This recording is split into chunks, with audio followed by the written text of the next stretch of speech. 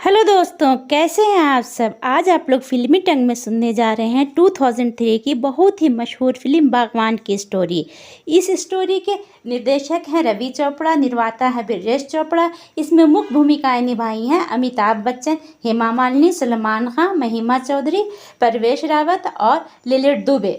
राज मल्होत्रा यानी कि अमिताभ बच्चन और पूजा मल्होत्रा यानी कि हेमा मालिनी। ये कहानी उनके इर्द गिर्द घूमती है।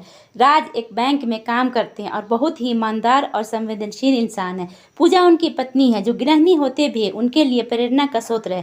दोनों का रिश्ता सिर्फ पति पत्नी का नहीं बल्कि दोस्ती, विश्वास और गहरे प्रेम का है। राज और पूजा के 4 बेटे हैं, विवेक, अजीत, संजय और करण। इन चारों का पालन पोषण राज और पूजा ने बड़े प्यार और मेहनत से किया है। उनके सपनों, उनकी पढ़ाई, उनके करियर के लिए उन्होंने अपनी इच्छाओं और खुशियों तक को कुर्बान कर दिया। राज पूजा की जिंदगी बहुत ही साधारण है। उनकी जिंदगी बहुत ही खुशहाल है। वे बच्चों के साथ त्यौहार मनाते हैं, हंसी मजाक करते हैं, पड़ोसियों के लिए एक मिसाल है। राज अक्सर पूजा से कहते हैं, पूजा अगर मैंने जिंदगी में कुछ पाया है तो वो सिर्फ तुम्हारा साथ, ये परिवार है। पूजा की मुस्कुराकर जवाब देती है, परिवार ही तो जीवन है, असली बागवान है। अगर बगिया में फूल खिले हैं तो जीवन हमेशा सुगंधित रहता है।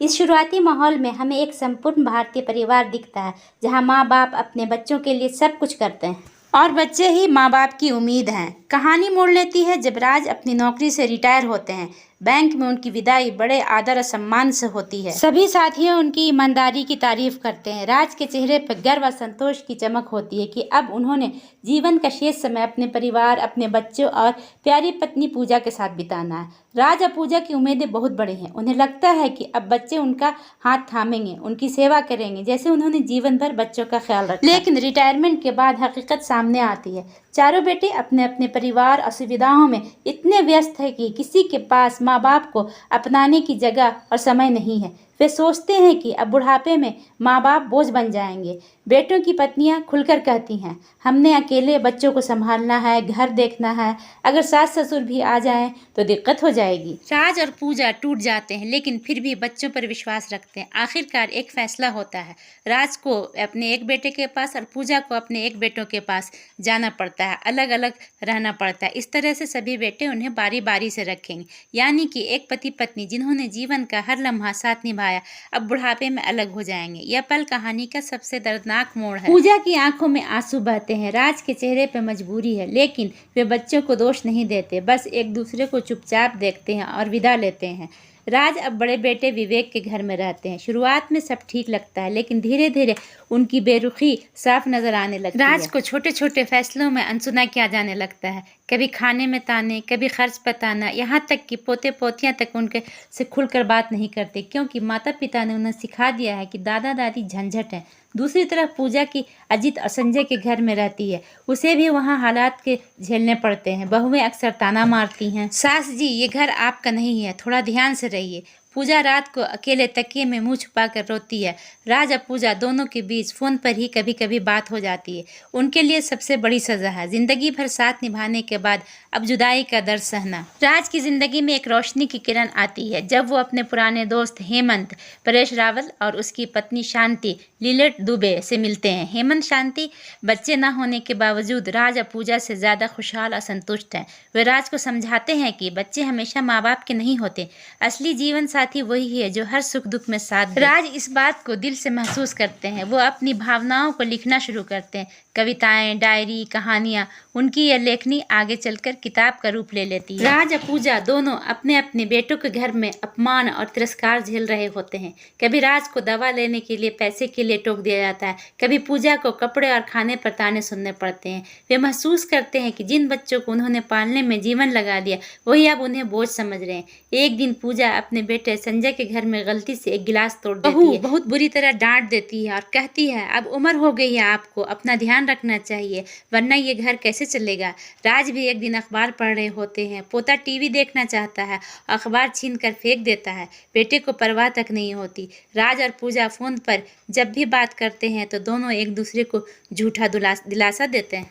यहाँ सब ठीक है पूजा। हाँ राज जी, मुझे भी बहुत अच्छा लग रहा है यहाँ, लेकिन असलियत यह है कि दोनों के दिल टूट चुके हैं। फिर भी दोनों इस बात पर अडिग हैं कि बच्चों को कोई दोष नहीं देंगे।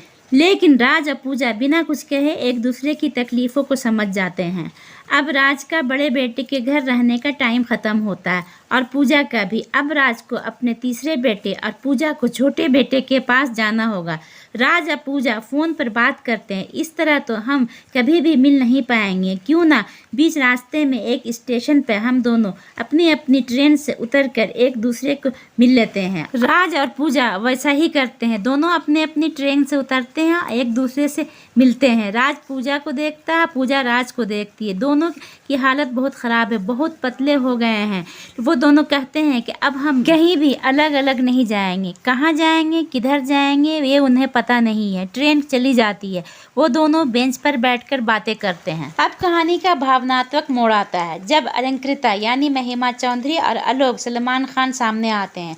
आलोक दरअसल राज का गोद लिया हुआ बेटा है। जब वो छोटा था तो राज पूजा ने उसे अपनाया और अपने बच्चों जैसा पाला। आलोक के दिल में अपने बाबूजी के लिए बहुत ही मान और सम्मान और प्यार है।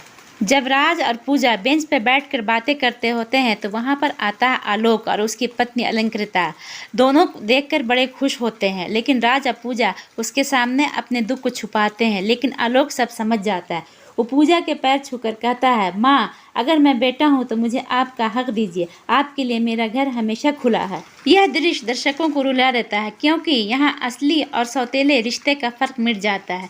जहाँ असली बेटे माँ बाप से मुंह मोड़ लेते हैं, वहीं एक गोद लिया बेटा उनके लिए सबसे बड़ा सहारा बनता है। हेमंत, परेश रावल और शांति लिलिट दुबे राज का हौसला बढ़ाते हैं कि वह अपनी भावनाएं किताब के रूप में लिखें। राज की कविताएं और जीवन का अनुभव एक किताब का रूप लेते हैं, बागवान। किताब छपते ही बहुत लोकप्रिय हो जाती है। लोग राज की भावनाओं और सच्चाई से प्रभावित होते हैं। राज और पूजा जो कभी अपमान और अकेलेपन से टूट गए थे, अब समाज में सम्मान और पहचान पाने लगते हैं। मीडिया वाले उनसे इंटरव्यू लेने आते हैं। लोग कहते हैं, आपकी कहानी ने हमारी आंखें खोल दी हैं। आपने दिखाया कि माँ बाप त्याग की मूर्ति होते हैं। राज और पूजा पहली बार महसूस करते हैं कि उनका जीवन व्यर्थ नहीं गया, उनकी पीड़ा अब एक सबक बन चुकी है। राज और पूजा की किताब छपने और प्रसिद्ध होने के बाद उनके बेटे शर्मिंदा होकर लौट आते हैं। चारों बेटे कहते हैं, पापा मम्मी हमसे गलती हो गई, हमें माफ़ कर दीजिए। पूजा की आंखों में आंसू होते हैं। राज उन्हें देखता है और शांत स्वर में कहता है, गलती तुम्हारी नहीं बेटा, गलती शायद हमारी है। हमने सोचा कि बेटे हमेशा माँ बाप के होते हैं, पर असली सच तो यह है कि बेटा अपना घर बसा लेता है और माँ बाप पीछे छूट जाते हैं। बच्चे गिड़गिड़ा कर माफ़ी मांगते हैं। पूजा उन्हें गले लगा लेती है क्योंकि उसका दिल माँ है। लेकिन राज साफ कह देता है कि अब वे अपने जीवन का सहारा वो खुद और उनकी पत्नी है। यह दर्शक देखते हैं कि माँ बाप कितने भी टूट जाएं, फिर भी बच्चों के लिए उनका दिल हमेशा नरम रहता है। फिल्म का अंत बहुत ही भावनात्मक और प्रेरणादायक है। राज और पूजा हाथ थाम कर मंच पर खड़े होते हैं और राज कहता है, माँ बाप पेड़ की तरह होते हैं, वे छांव देते हैं, फल देते हैं, और जब बुढ़ापे में सहारे की ज़रूरत होती है तो बच्चे ही उनसे मुंह मोड़ लेते हैं। अगर तुम अपने बच्चों को अच्छा इंसान बनाना चाहते हो तो पहले खुद एक अच्छे बेटे बनो। संपूर्ण समाज भावुक हो जाता है। आलोक और अलंकृता राज पूजा के साथ खड़े होते हैं और उनकी आंखों में गर्व के आंसू होते हैं। राज और पूजा एक दूसरे की ओर देखते हैं। पूजा कहती है, देखा राज जी, हमारी बगिया सूखी नहीं है, अब भी इसमें फूल खिले हैं। राज मुस्कुराते हैं और कहते हैं, पूजा जी, अगर बागवान साथ हो तो बगिया कभी सूखी नहीं पड़ती। फिल्म यही ख़त्म होती है, दर्शकों की गहरी सोच और आंसुओं के साथ। दोस्तों, अगर आप लोगों को मेरा ये वीडियो पसंद आया तो लाइक और सब्सक्राइब कीजिएगा, अपने दोस्तों में शेयर कीजिएगा। Thank you for watching.